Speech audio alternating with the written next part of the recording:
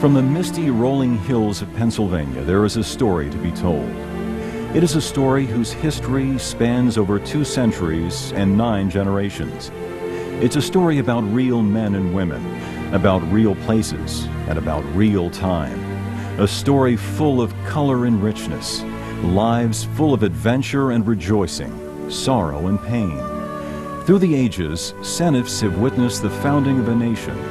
They've experienced civil and world wars, depression, peace, and prosperity. They've seen the unfolding of a country's history and the political ideologies of 42 presidents. The family is full of both ordinary and extraordinary people alike. Farmers, preachers, housewives, teachers, doctors, and laborers. The hardworking men were entrepreneurial by nature, strict disciplinarians and loving husbands and fathers. The women were glue in the home that gracefully and humorously met the family's physical, mental, and spiritual needs. Parents relished the daunting task of improving their lot while raising large families in sometimes difficult circumstances. All of them lived their lives like you and me, living off the same land, worshiping the same God, and singing many of the same hymns, experiencing the same simple pleasures and harsh realities of life. It is more than blood that connects us. It is not us and them, but we. And it is we that have a bond that transcends both time and space. The story is one of God's faithfulness and providence. This story is the story of the Seneffs, descendants of God's unfailing faithfulness. It is highly likely that Seneff ancestry originates from German roots. Senf in German means mustard, suggesting that the earliest Seneffs may have been makers of mustard. It's not clear why the Seneffs left their home in Germany, but religious persecution drove thousands to Pennsylvania, the asylum for the harassed and depressed sons and daughters of the Reformation. William Penn himself invited the persecuted of every creed and religious opinion.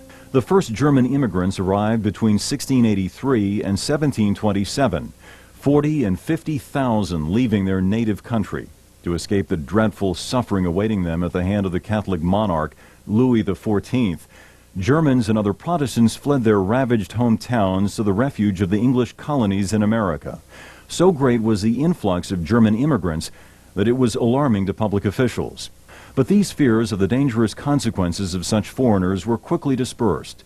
Governor Thomas said in 1738, "This province of Pennsylvania has been for some years the asylum of the distressed Protestants of Germany. And I believe it may truthfully be said that the present flourishing condition of it is in a great measure owing to the industry of those people."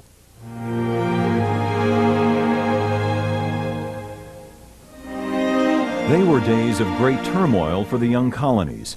In 1770, British troops killed American civilians in the Boston Massacre. America had a sense of unity, optimism, and nationalism as they banded together to oppose the British. It was an emerging country consisting of 2 million people, most of whom lived in rural areas. Virginia was the largest colony at the time with a population of 470,000. Named for the licks of salt along Indian Creek which ran through town, Salt Lick Township occupied the mountainous and heavily timbered portion of northeast Fayette County, Pennsylvania. During the first years of settlement, its boundaries were often confused with those of neighboring Springfield and Boleskine townships. Fayette County marked the western edge of the settled frontier. Everything west was known as Indian lands. Farming was the primary vocation, though mining coal and milling timber were important means of livelihood as well. Physical labor was a respected gift and necessary means for survival. Life was simple but hard, and daily activities centered around family and church.